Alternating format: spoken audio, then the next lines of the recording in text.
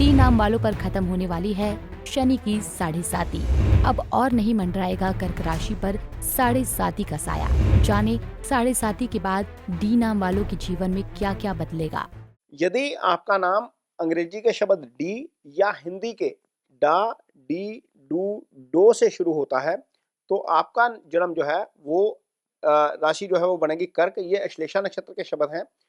इनके तहत आने वाले जितने भी जातक हैं या डी नाम के जितने भी जातक हैं, उनके ऊपर जो ढैया चल रही है वो खत्म हो जाएगी। इसके बाद आपकी लाइफ में क्या-क्या बदलेगा शनि का प्रभाव हटने के बाद, ये वीडियो में आपको आगे बताते हैं। तो अंग्रेजी के इस शब्द और हिंदी के इन शब्दों के नाम से जिनका नाम शुरू होता है, उनके लिए क्या हो रहा है, शनि अष्टम में गोचर कर रहे हैं।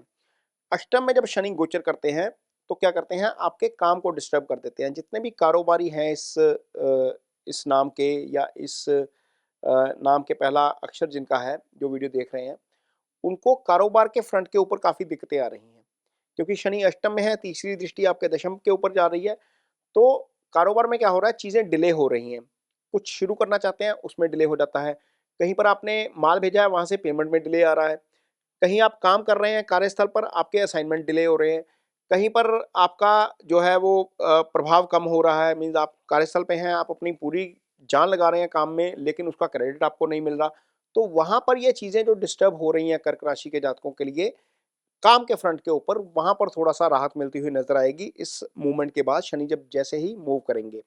कुछ लोग ऐसे हैं जिनको कुटुंब से समस्या आ रही है, पारिवारिक समस्या आ रही है, क्योंकि शनि दूसरे भाव को देख रहे हैं। ये धन भाव भी होता है, यहाँ से धन की हानि भी हो रही है। चूँकि कारोबार में दिक्कत है या नौकरी में दिक्कत है, तो निश्चित तौर पर धन के ऊपर प्रभाव इसका आता ही आता है, तो धन की हानि हो रही है। कुछ लोगों को ऐसी भी समस्या हुई है कि ईटिंग हैबिट्स बिगड़ गई इस गोचर के दौरान, वो थोड़ी-सी सेट होती हुई नज़र आएँगी। अब शनि जैसे ही आगे निकलेंगे, तो आपका सेकंड हाउस थोड़ा-सा राहत में आएगा। धन भाव होता है सेकंड हाउस, आपकी ईटिंग हैबिट का भाव होता है, कुटुंब भाव होता है। यदि हम मेडिकल एस्ट्रोलॉजी के पर्सपेक्टिव से देखें, तो दाँत का विचार यहाँ से किया जाता है, आपकी राइट आई का विचार यहाँ से किया जाता है। तो बॉडी के हिसाब से देखें तो यहाँ पर दिक्कतें जो आ रही हैं, वो प्रॉब्लम जो है वो कम होगी।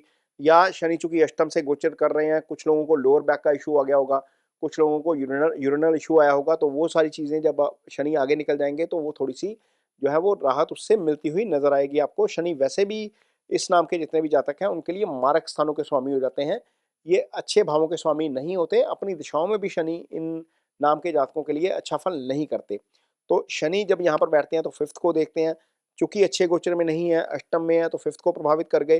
5th आपका बुद्धि विवेक होता है, कुछ फैसले आपने पिछले 2 ढाई साल में ऐसे किए हैं, जिसका शायद आपको आज भी अफ़सोस हो रहा होगा, क्योंकि बुद्धि विवेक का भाव जो है, वो शनि के प्रभाव में था। ग्रह कुछ नहीं करता, ग्रह आपकी मति भ्रष्ट कर देते हैं। तो जब मति भ्रष्ट होती है या हमारा समय सही नहीं होता, तो हम ऐसे फैसले ले जाते हैं जिसके लिए हमें बाद में पछतावा होता है। तो यहाँ जो 5th हाउस के ऊपर शनि की दृष्टि है, कुछ जातकों के लिए ऐसी भी स्थिति पैदा हुई कि गलत फैसले लिए गए और इंटेंशनली नहीं लिए गए, क्योंकि ग्रह स्थिति ऐसी थी कि उसमें फैसले कुछ हो गए। तो वो चीज़ें अब थोड़ी-सी आगे जाकर नहीं होंगी।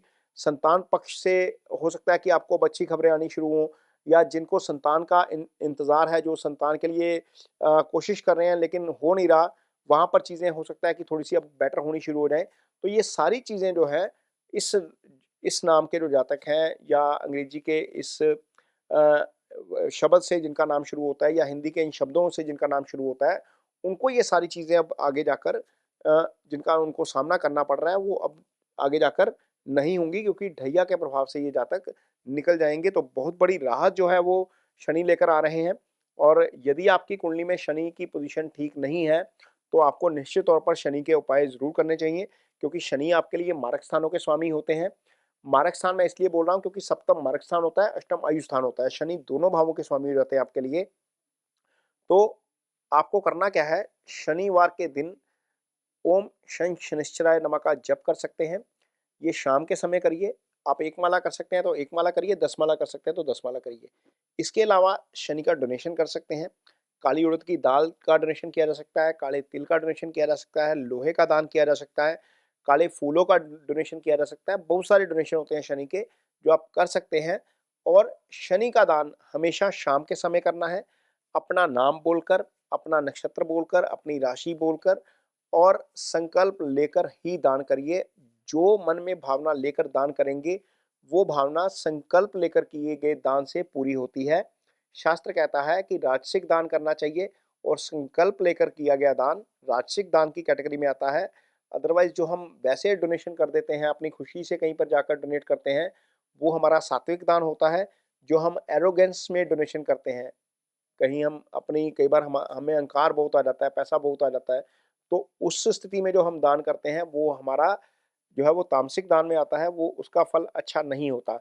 तो हमेशा जब भी दान करें, राजसिक दान करें, संकल्प लेकर करें, उसका निश्चित तौर पर आपको फ़ायदा ज़्यादा होता है मटेरियलिस्टिक वर्ल्ड में। अदरवाइज़ यदि आप सात्विक दान भी करते हैं, तो उसका आपको इस जन्म में भी फ़ायदा होता है और अगले जन्म में भी आपका उससे भला होता है। ये वीडियो आपको कैसा लगा, इस पर कमेंट बॉक्स में अपनी राय ज़रूर दीजिए। यदि ये वीडियो अच्छा लगे तो इसे शेयर ज़रूर करिए, पेज को सब्सक्राइब ज़रूर करिए। इसके साथ ही मुझे दीजिए इजाज़त। नमस्कार।